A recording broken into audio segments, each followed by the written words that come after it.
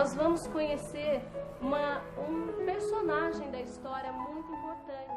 Foi Tiradentes. Nós com a liberdade, prestando atenção. Marquem as partes. Tiradentes entrou para a história como o principal líder da Inconfidência Mineira. Ele foi um dos primeiros brasileiros a lutar pela independência do Brasil. O seu nome verdadeiro é Joaquim José da Silva Xavier. Ele morava na fazenda de Pombal, entre São José, que é a atual Tiradentes, e São João del Rei. Joaquim José da Silva Xavier teve várias profissões. Foi tropeiro e também minerador. Com o padrinho, aprendeu o ofício de dentista e ganhou o apelido Tiradentes. Depois, partiu para a carreira militar, chegando ao posto de alferes no Regimento dos Dragões das Minas Gerais. A rainha Dona Maria I o nomeou comandante de patrulha do Caminho Novo, estrada pela qual eram transportados o ouro e os diamantes extraídos na capitania de Minas Gerais. O ouro descoberto no final do século XVII garantiu riqueza para a coroa portuguesa por um longo período. Minas Gerais tornou-se o centro econômico do Brasil. Vila Rica, a sede da capitania das Minas, transformou-se numa pequena metrópole. E foi lá que surgiram os primeiros ideais de independência do Brasil, pois muitos brasileiros não se conformavam com os altos impostos pagos à coroa portuguesa. Depois de décadas, as minas já não rendiam tanto. Mesmo assim, a coroa portuguesa insistia em cobrar a quinta parte de tudo. Os ânimos se acirraram quando o governo ameaçou decretar a derrama, uma cobrança de impostos atrasados há anos. Eram mais de 7 toneladas de ouro que seriam arrancadas dos brasileiros à força, a menos que eles se organizassem para impedir mais essa tirania. É uma crise do próprio processo de colonização portuguesa na região das Minas. E essa crise guarda relação, por sua vez, com o esgotamento das atividades de extração mineral.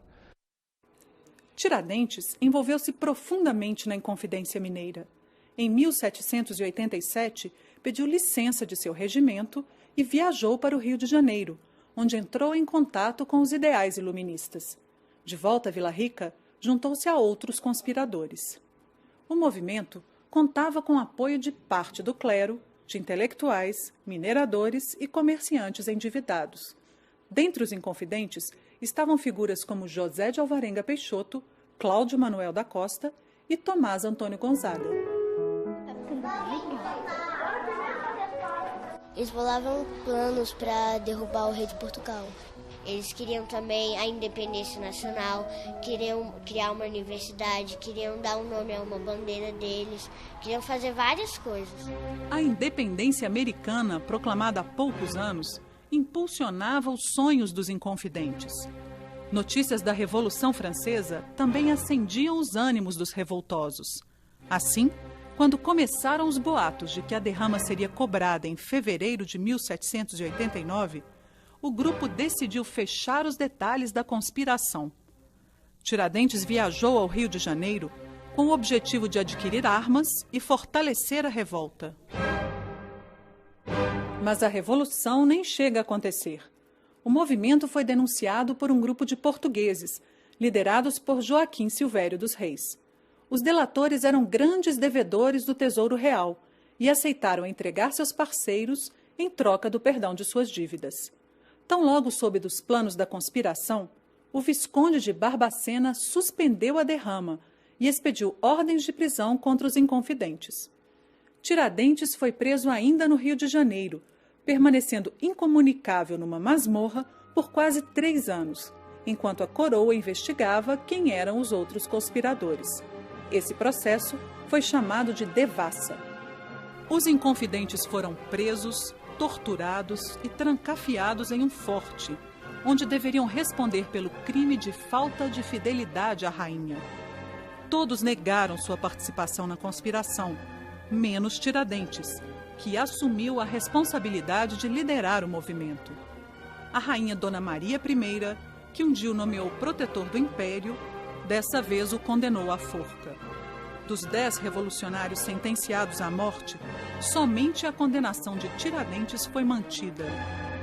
Sistema de penas, de crime, de castigo, que é próprio do antigo regime, previa a hierarquização das penas segundo a condição da pessoa, né?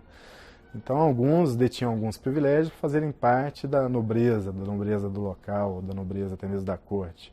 Alguns tinham privilégios em razão do exercício de uma função de magistrado, de eclesiástico, né?